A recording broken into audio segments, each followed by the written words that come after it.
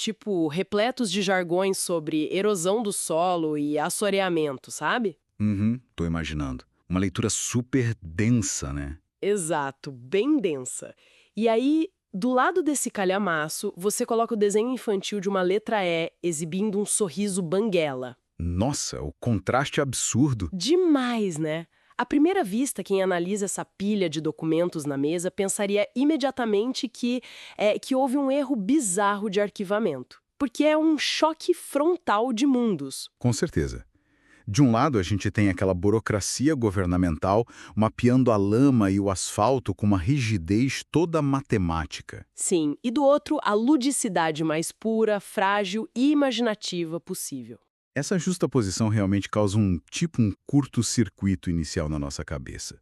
Temos relatórios de impacto, tabelas de bacias hidrográficas e, dividindo o mesmo espaço físico na nossa mesa, a tentativa de explicar o formato de uma vogal para uma criança de 5 anos. Pois é. Parecem dois universos que operam em frequências de rádio completamente diferentes, né? Sem nenhuma chance de interseção. Sim, mas a missão deste nosso mergulho profundo hoje é justamente provar que essa interseção não apenas existe, como é, olha, absolutamente fundamental. Faz sentido. A pilha de fontes de hoje inclui o já mencionado Plano de Manejo da Área de Proteção Ambiental das Lagoas de uma cidade mineira, páginas vibrantes de um livro de alfabetização, recortes de biografias literárias, notícias sobre homenagens feitas por alunos do ensino fundamental e Calma que tem mais, né? tem. Para adicionar mais uma camada de complexidade, um artigo de jornal focado no gigantesco e bilionário setor educacional brasileiro. Caranga. E o elo que amarra toda essa aparente loucura, quem nos ouve deve estar se perguntando, é a história de uma das figuras literárias mais fascinantes de Minas Gerais, a Marilene Godinho. É uma exploração profunda sobre como o ambiente geográfico forge a criatividade e como a poesia opera como uma tecnologia de ponta na educação. O que torna esse conjunto de fontes tão rico é que ele não nos entrega apenas a biografia de uma autora. Ele nos entrega a anatomia de um ecossistema completo, sabe? Uhum. Porque para decifrar o impacto da obra, é imperativo analisar a composição do solo onde ela germinou. Não estamos lidando com uma literatura de laboratório, criada no ambiente estéril. Exato. Estamos lidando com uma literatura de raízes muito profundas. Ok, vamos guiçonchar isso. Antes de falarmos de qualquer poema em si, a gente precisa aterrissar geograficamente na cidade de Caratinga, no interior de Minas Gerais, que é o local onde a Marilene Godinho nasceu, lá em 26 de agosto de 1941. Perfeito. E é exatamente aqui que aquele volumoso plano de manejo ambiental deixa de ser um erro de arquivamento e se torna a nossa principal pista. O documento detalha meticulosamente a geografia da região, mas o que mais me chamou a atenção logo nas primeiras páginas foi a descrição do brasão oficial do município de Caratinga. A heráldica municipal. Isso sempre diz muito. Muito. A heráldica de uma cidade geralmente grita suas prioridades, né? E no brasão de Caratinga nós encontramos um ramo de café, uma vaca, o contorno de uma montanha e, surpreendentemente, um livro aberto. Nossa, um livro? A presença desse livro no brasão carrega um peso sociológico enorme, se a gente parar para pensar. Como assim? É que cidades do interior, historicamente, baseiam sua identidade visual naquilo que garante a sua sobrevivência econômica mais imediata, né? O café e o gado representam a força motriz, o sustento material puro e duro. A montanha dita a topografia, o limite físico. Certo. Mas colocar um livro no mesmo patamar de importância da agricultura e da pecuária é uma declaração institucional muito, mas muito rara.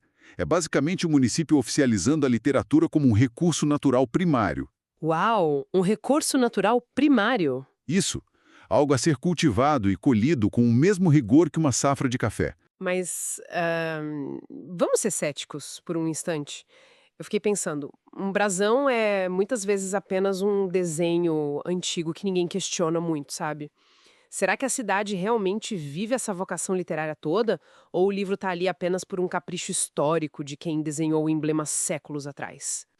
Olha, os próprios dados levantados no documento ambiental e também nas biografias refutam totalmente essa ideia de capricho. Ah, é?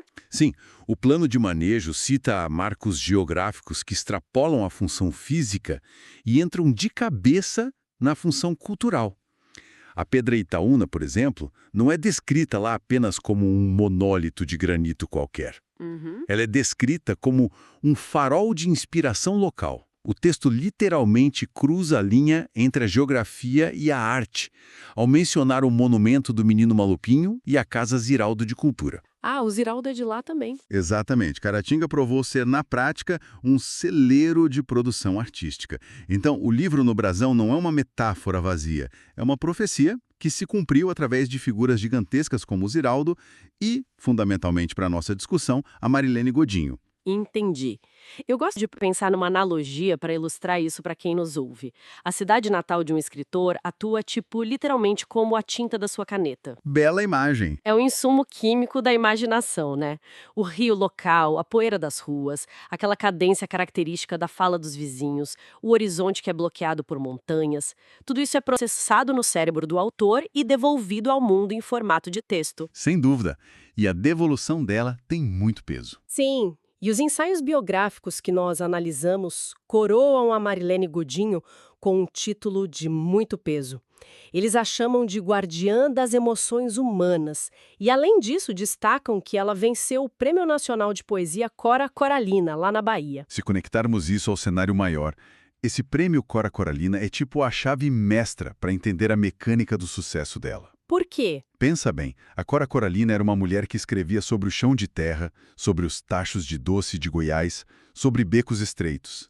Ela encontrou a universalidade da condição humana na extrema particularidade do interior. Ah, ela pegava o micro para falar do macro. Exato.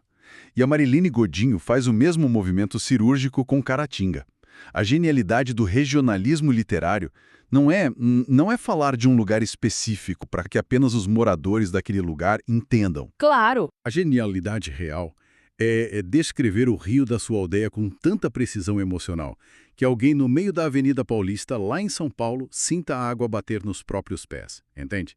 Ela pega elementos rurais e pacatos e os eleva a um patamar onde qualquer cérebro humano consegue acessar a emoção subjacente. Nossa, isso é poderoso.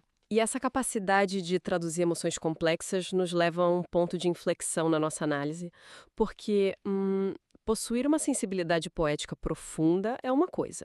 Ser um intelectual recluso que publica versos herméticos para adultos, bom, já é um feito notável. Com certeza. Mas como alguém pega essa vivência, essa observação tão aguda do mundo e traduz isso para a audiência mais implacável e difícil que existe, que são as crianças em fase de alfabetização? É aí que tá. Esse é o salto quântico da obra dela. Traduzir o mundo para uma criança exige um desapego do próprio ego literário muito grande. É preciso abandonar aquele vocabulário rebuscado, sem, no entanto, abandonar a inteligência. Aqui é onde a coisa fica realmente interessante. Entramos no coração da nossa segunda fonte de hoje, que é o livro infantil Cada Letra uma Aventura, que, aliás, é ilustrado de forma deslumbrante pelo Alberto Pinto. As ilustrações são lindas mesmo. O livro já abre estabelecendo a sua própria arquitetura mental com um dístico bem marcante. Diz assim: cada letra é uma chave a rodar na fechadura, abrindo a porta encantada do castelo da leitura. Lindo. A partir daí, o que a gente vê não é um simples abecedário. É um trabalho de, reengenharia de símbolos. Como ela faz isso especificamente? A letra A é transformada visualmente e poeticamente numa casinha de sapé sem chaminé. Ah, o formato de triângulo. Isso! O B ganha a persona de um sujeito comilão, ostentando duas barrigas bem grandes de tanto comer arroz com feijão. O E exibe um sorriso banguela, possuindo apenas 3 dentes solitários, que são as perninhas do E. Genial. Tem mais. O H vira o retrato de 2 amigos que, apesar de separados por um traço vertical, estão de mãos dadas a cirandar. O W é o horizonte com montanhas de cabeça para baixo. O X forma perfeitamente a lenha cruzada aguardando a fogueira de São João. Nossa, quanta criatividade. E ainda temos o S, deslizando como uma cobra sapeca, e o G curvado como uma pata chocando um uvo. Olha, a densidade pedagógica por trás dessa aparente simplicidade é assombrosa. De verdade. Eu preciso fazer o papel de advogada do diabo agora. Manda ver. A pedagogia moderna, que muitas vezes é super focada naqueles métodos fônicos estritos, não argumentaria que isso cria um ruído cognitivo na cabeça da criança? Quer dizer, associamos símbolo arbitrário a um objeto físico não é apenas um truque barato de memorização. É uma crítica comum, sim. Porque, tipo, quando a Marilene Godinho diz que o H são dois amigos de mãos dadas, corremos o risco de a criança achar que o alfabeto é um zoológico de objetos, em vez de um sistema de códigos fonéticos. Isso não atrasaria a alfabetização real. Olha, essa é a crítica clássica dos métodos puramente mecanicistas. Mas a ciência cognitiva moderna e a neurociência da aprendizagem oferecem uma perspectiva bem diferente, que valida totalmente a abordagem da Marilene. Explica melhor. Vamos imaginar o cérebro de uma criança de 5 anos. O cérebro humano, evolutivamente falando, não foi feito para ler textos bidimensionais. Ele evoluiu para reconhecer padrões espaciais, rostos, predadores, alimentos na natureza. Faz sentido. Então, quando uma criança olha para o alfabeto pela primeira vez, na cabeça dela ela está olhando para símbolos alienígenas, linhas retas, curvas e ângulos que não possuem absolutamente nenhum significado intrínseco de sobrevivência ou de emoção. É só um bando de rabiscos. Exato. E a reação primária diante do incompreensível, frequentemente modulada lá pela amígdala cerebral, é a ansiedade ou medo. Aprender a ler é muitas vezes um processo doloroso porque exige decodificar o abstrato sem ter ferramentas de referência. Ah, o famoso medo de errar na frente da professora, né? A intimidação total do código. Perfeito. O que a Marilene faz com esse livro é contornar o sistema de alarme do cérebro infantil. Ela cria uma espécie de pedra de roseta emocional. Nossa, que interessante. Ao invés de forçar a memorização bruta de que a forma A faz o som A, ela anexa esse símbolo alienígena a um conceito físico, espacial e, sobretudo, emocional que a criança já domina, que é uma casinha. Ela não está apenas usando um truque de memória barata, ela está construindo uma ponte cognitiva enorme sobre o abismo do abstrato. Quando o E ganha nas palavras dela, sorriso banguela de 3 dentes, ocorre um fenômeno de empatia imediata. As crianças perdem dente nessa época. Justamente. Crianças nessa faixa etária estão começando a perder os dentes de leite. Elas olham para a letra E e não veem mais um código intimidador do mundo adulto. Elas veem um reflexo espelhado da própria vulnerabilidade delas. Essa perspectiva muda tudo. Em vez da criança ser atacada por símbolos áridos, ela é convidada a brincar com ferramentas do cotidiano dela. Uma fogueira de São João, arroz com feijão, uma cobra no quintal. É a tinta da caneta de Caratinga sendo injetada na formação neurológica desses novos leitores. Exatamente. Ela retira a barreira do medo e a substitui por reconhecimento, né? E os documentos confirmam que essa não é uma teoria acidental.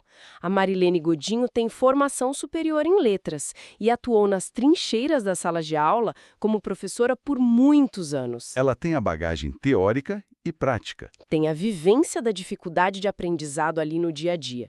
E a obra dela não é pequena. São 36 livros publicados, 33 deles voltados para o público infanto-juvenil, 3 para o público adulto, e as fontes relatam registros de mais 2 títulos a caminho. É uma produção quase industrial de afeto. E o mais legal é que é uma produção que gera resultados tangíveis, sabe? A literatura frequentemente sofre daquela síndrome da garrafa lançada ao mar. Como assim? O autor escreve, lança o livro no mundo e raramente testemunha a onda de choque atingindo o leitor. No caso de uma educadora autora como ela, os documentos nos mostram que ela tem a rara oportunidade de ver a semente germinar em tempo real. Isso nos conduz perfeitamente para um dos recortes de jornal mais tocantes dessa nossa pilha de fontes. A matéria relata a realização de uma tarde lírica nas dependências da escola Professor Jairo Grossi.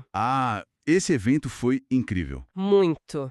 O evento consistiu em dezenas de alunos do 5º ano do ensino fundamental declamando poemas exclusivamente da Marilene e com a própria autora sentada lá na plateia, recebendo toda essa enxurrada de reverência. Imagina a emoção. Sim, e é uma aspa específica na reportagem de uma aluna de 11 anos chamada Nicole Miranda, que merece ser dissecada aqui. A Nicole declara aos repórteres o seguinte: sempre sonhei em conhecer uma pessoa que escreva livros que eu gostasse. Ela é uma pessoa muito boa, amigável, amei conhecer. A fala dessa menina, ela encapsula um momento de desmistificação profunda. Para uma criança, o autor de um livro didático ou literário geralmente pertence a uma dimensão meio mítica, sabe? Parecem pessoas inacessíveis. Isso, os livros parecem surgir do nada. Tipo, artefatos mágicos que os adultos simplesmente entregam para as crianças. E colocar a criadora em carne e osso na frente da criança estilhaça de vez essa ilusão de inacessibilidade. Com certeza. Prova para aquela aluna de 11 anos que quem cria o mundo da imaginação é uma pessoa real, de carne, osso e sorrisos amigáveis. E se uma pessoa real pode escrever um livro, talvez a própria aluna, no futuro, também possa ter voz.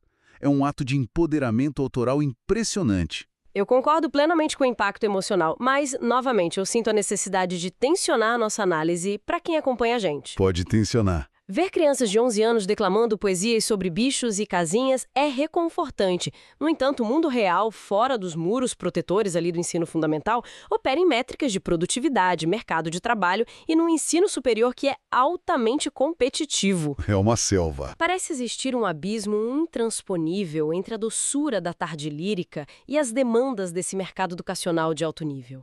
Como justificar o peso intelectual dessa literatura infantil quando chegamos no topo da cadeia alimentar da educação? O que é fascinante aqui é que o próprio conjunto de fontes responde a essa sua provocação com um fato, olha, surpreendente. A suposição de que a doçura da primeira infância é irrelevante para a performance acadêmica lá no ensino superior é o grande erro conceitual da educação conteudista de hoje. Ah, é? Sim, e é aí que entra o último documento central da nossa análise de hoje. Aquele artigo de jornal envolvendo o setor educacional corporativo. Exatamente. O documento que mais quebra as expectativas lógicas na mesa. Trata-se de um artigo onde a própria Marilene Godinho escreve tecendo homenagens e reverências públicas ao Leandro Xavier Timóteo. E quem é o Leandro, para quem não conhece? Bairro é um colosso do ensino superior à distância e de pós-graduações, uma instituição que ostenta nota máxima no Ministério da Educação e atende, segundo os dados da fonte, a mais de 500 mil de alunos no Brasil inteiro. 500 mil? É muita gente? É o ápice do pragmatismo corporativo educacional e o artigo destaca que o próprio Leandro Xavier Timóteo respondeu publicamente à poetisa. Ele fez questão de declarar que as palavras dela têm extrema importância para ele e para a instituição como um todo, enfatizando a imensa contribuição intelectual e artística que a Marilene representa para a educação. O contraste visual dessa troca é espetacular. Imagine a cena para quem está ouvindo a gente. De um lado, a autora que passa as tardes refinando rimas sobre a barriga da letra B ou a fogueira da letra X. E do outro lado, o arquiteto de um império educacional que gerencia notas do MEC, balanços financeiros corporativos absurdos e a capacitação profissional de 500 mil adultos para esse implacável mercado de trabalho. E, no entanto, esse arquiteto do império curva-se intelectualmente diante da poetisa infantil. Ele não a trata como uma animadora de crianças. Não mesmo. Ele a trata como um pilar intelectual do país. Então, o que tudo isso significa no fim das contas? Como essas duas pontas tão extremas da linha da vida se conectam? Significa a destruição da ideia de que o aprendizado humano é feito em caixas estanques e isoladas. O desenvolvimento cognitivo é uma rodovia ininterrupta. A curiosidade investigativa necessária para um estudante de pós-graduação defender uma tese complexa lá na Faculdade Favene, aos 30 anos de idade, é exatamente a mesma curiosidade que precisa ser inflamada na criança de 5 anos descobrindo que o W são montanhas invertidas. Que conexão perfeita! Se a fundação da leitura for construída à base do medo, da imposição fria de códigos e da castração da criatividade, o adulto resultante raramente será um pensador crítico ou um inovador no ensino superior. Ele será, na melhor das hipóteses, um repetidor de fórmulas. Sim, só vai decorar para passar na prova. Exato.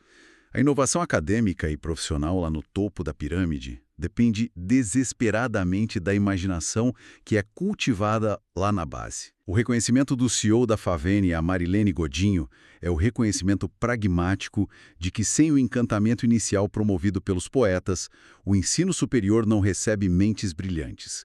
Ele recebe apenas mentes exaustas. Mentes exaustas.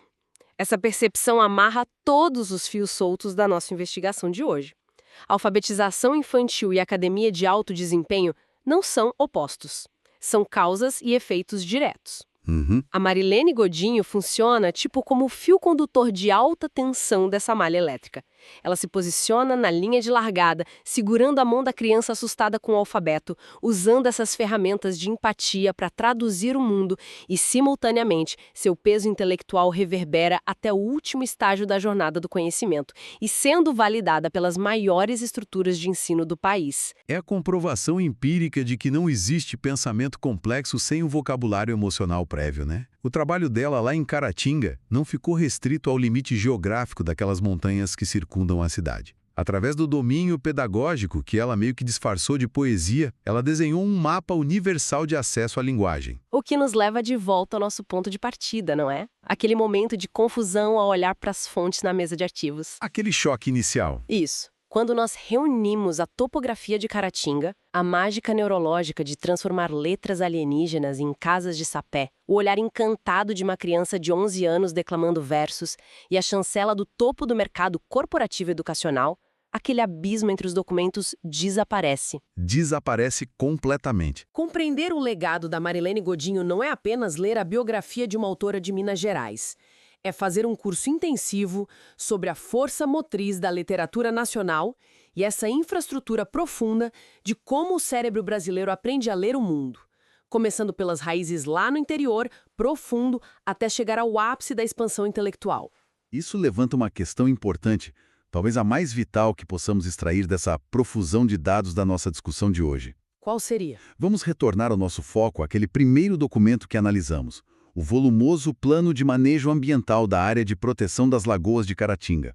Aquele compêndio super técnico, com suas métricas rígidas, é a prova cabal de que a nossa civilização sabe muito bem se organizar diante de ameaças sistêmicas. Sabe, nós somos ótimos em catalogar problemas físicos. Nós redigimos manuais exaustivos de centenas de páginas, contratamos consórcios de engenheiros, biólogos, calibramos satélites para rastrear milímetros de erosão do solo, sabe? Medimos a turbidez, o pH dos cursos d'água. Desenhamos planos de contenção para mitigar o menor risco de incêndio florestal. Empregamos um esforço descomunal e recursos financeiros massivos para proteger com unhas e dentes a integridade do nosso ecossistema físico. Uma proteção que, vale ressaltar para quem nos ouve, é absolutamente inegociável para a sobrevivência do planeta e das comunidades locais. Sem qualquer margem para dúvida. Isso é essencial. Mas a provocação filosófica que emerge de tudo que discutimos hoje é a seguinte: se possuímos a sofisticação intelectual, a vontade política e a capacidade logística para blindar a nossa geografia contra a degradação, por que somos tão passivos em relação à degradação da nossa imaginação? Nossa. A urgência que dedicamos ao plano de manejo ecológico não deveria ser aplicada na criação de um rigoroso plano de manejo cultural? Um plano de manejo cultural? Olha, isso soa como uma política pública monumental. O que exatamente nós estaríamos monitorando nesse cenário? O índice pluviométrico de horas de leitura na primeira infância? Exatamente isso. Como uma sociedade moderna pode medir a acidez que a superexposição a telas digitais de conteúdo rápido joga no solo fértil da atenção infantil? Quais seriam as métricas de assoreamento da empatia humana quando uma geração inteira deixa de ler poesia? É uma pergunta pesada. O plano de manejo cultural exigiria identificar quem são os nossos grandes guardiões de recursos literários. Figuras como a Marilene Godinho, que pegam a semente árida de um alfabeto não decifrado e fazem florescer um ecossistema mental completo. Como nós financiamos esses educadores, né? Como garantimos que o terreno das escolas receba essa irrigação constante de boas histórias para evitar a erosão do pensamento crítico? É verdade. O talento para traduzir o complexo em afeto é um recurso natural que está sob ameaça constante de escassez, muito devido a essa burocratização do ensino. Olha, é uma imagem que não vai sair da minha cabeça tão cedo, porque o paralelo que você traçou é aterrorizante, de certa forma. É um alerta. Uma encosta de montanha que desmorona por conta do desmatamento, ou um rio que seca devido à poluição, isso causa uma devastação muito óbvia, que vira notícia de jornal na hora, todo mundo vê o desastre a olho nu. Mas uma geração inteira de crianças cruzando a fase da alfabetização, sem nunca experimentar a magia de enxergar uma fogueira de São João escondida dentro de uma letra X, ou aquele conforto de uma casinha de sapé dentro de um A, isso não sai no jornal. Ninguém dá manchete para isso? Não dão. Esse é um desastre ambiental silencioso. Um deslizamento de terra interno que ocorre lá na topografia invisível da mente humana e que destrói a capacidade futura de sonhar, de questionar e de criar soluções que o ensino superior tanto exige e procura. A preservação de bacias hidrográficas salvará os nossos corpos, mas apenas a preservação rigorosa do encantamento pelas palavras tem o poder de salvar a nossa humanidade. E é com essa reflexão super profunda sobre o que decidimos proteger e o que deixamos erodir que nós encerramos essa nossa investigação de hoje. Foi excelente. Fica aqui o nosso convite para quem acompanha a gente para olharmos com mais cuidado por os engenheiros silenciosos da imaginação. Um abraço e até a próxima análise.